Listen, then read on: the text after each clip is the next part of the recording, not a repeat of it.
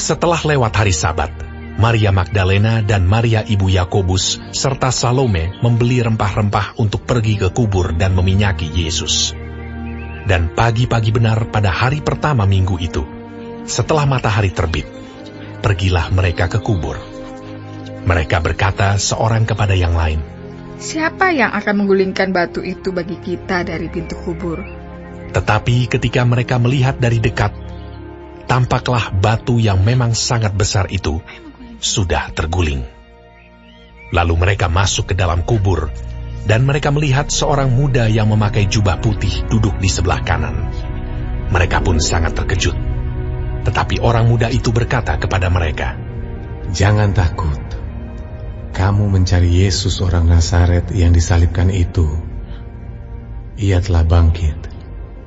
Ia tidak ada di sini. Lihat, inilah tempat mereka membaringkan dia. Tetapi sekarang pergilah, katakanlah kepada murid-muridnya dan kepada Petrus, ia mendahului kamu ke Galilea. Di sana kamu akan melihat dia, seperti yang sudah dikatakannya kepada kamu." Lalu mereka keluar dan lari meninggalkan kubur itu, sebab gentar dan dahsyat menimpa mereka.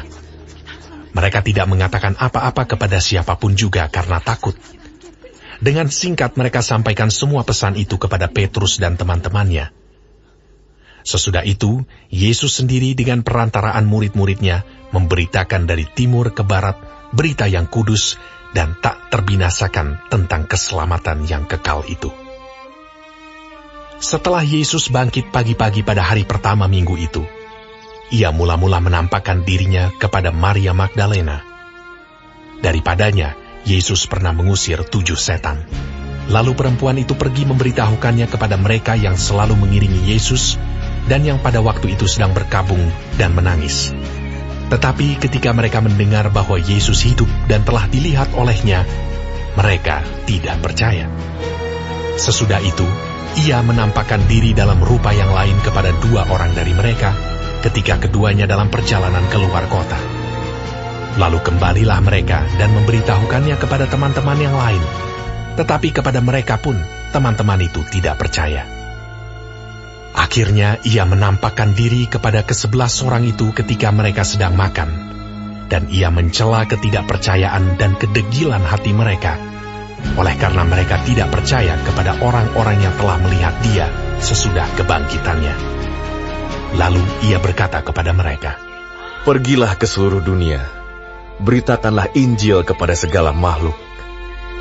Siapa yang percaya dan dibaptis akan diselamatkan, tetapi siapa yang tidak percaya akan dihukum. Tanda-tanda ini akan menyertai orang-orang yang percaya. Mereka akan mengusir setan-setan demi namaku.